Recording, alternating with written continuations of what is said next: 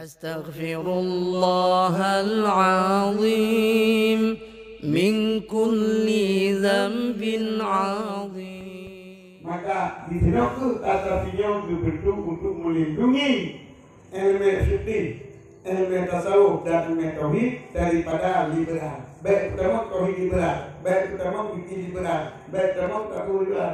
Sabab itu jangan radikal. Radikal tinggunya lagi paham menyukan lagi lo pegang benar belum menyukan lagi lo pegang murtad anak mau buku kasih dipikirnya oleh Islam kali nian perangai ganyan benale dino ya jadinya kita lindungi dengan tasawuf bila perlu tak pegang muzakarah ataupun terpegat berdebat yang secara ilmiah untuk tabasmi paham radikal. Urang kawin mulut kabidah, urang kawin mulut kata surga, kata neraka. Urang yu katolik yu cek kata mau uji neraka. Urang yu pukulan kubu kata mau kan Quran kubu kata mau uji neraka gara-gara di kubu. Jadi paham awalnya yang utama surga, yang paham gaib dan tumpung neraka. Nyo adalah radikal, dalam radikal. Jadi nyo itu tasawuf untuk melindungi dengan ilmiah, dengan membawa dalil-dalil yang apabila di sini ada permasalahan tentang akidah ataupun tentang fikih, tentang ilmu beramal, tentang ilmu tasawuf yang kira-kira menyimpang, nyo tapi bersedia juga ahli dalam halnya untuk berdebat yang betul. Nyo itu sebenarnya tujuan tasawuf yang dibuat oleh Abu supaya kita melindungi paham ilmu baik tasawuf, tauhid dan fikih dari ajaran-ajaran sesat, baik ajaran sesat yang dari liberal ataupun radikal.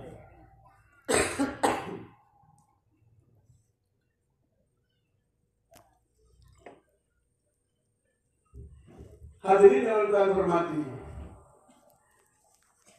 tasawuf adalah merupakan singkatan daripada tasawuf, tauhid dan fikih. Tasawuf sebagaimana terjelaskan Buno, ilmu untuk menyatakan keikhlasan kepada Allah dengan memperbaiki akhlak. Fikih ilmu untuk mengetahui perintah yang akan dikerjakan kepada Allah, dan tauhid merupakan ilmu untuk menyatakan keimanan kepada Allah. Sehingga nyo hebo ilmu merupakan hebo ilmu syariat dalam Buno, walaupun pada hadis awal diutamakan pembahasan Islam, dunia baru tauhid, yang terakhir baru ihsan. Nya boleh menjelaskan baju pusapa tasawufnya dipawai tasawuf. Tasawuf tauhid fikih. Ya, sangka yang kata dengar minat dalam hadis di bawah Islam ya. Islam, iman, ihsan. Berarti fikih olian baru tauhid, olian baru tasawuf. Sedangkan pada pembahasan yang lain menyebutkan neun Aceh, pukul neun Aceh. Tauhid ibarat tanam. Jadi tauhid ya.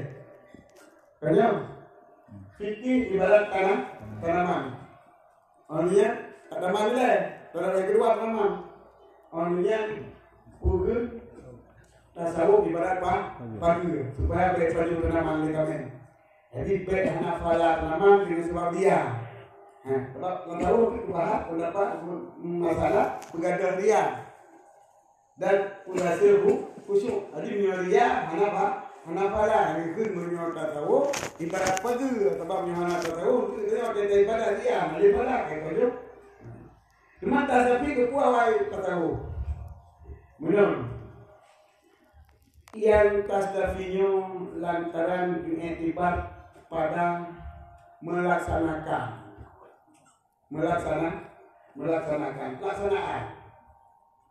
Kibat pelaksanaan, uring wajah gini peneman kuile. Itu bukan kuile kan? Memang bukan kuile.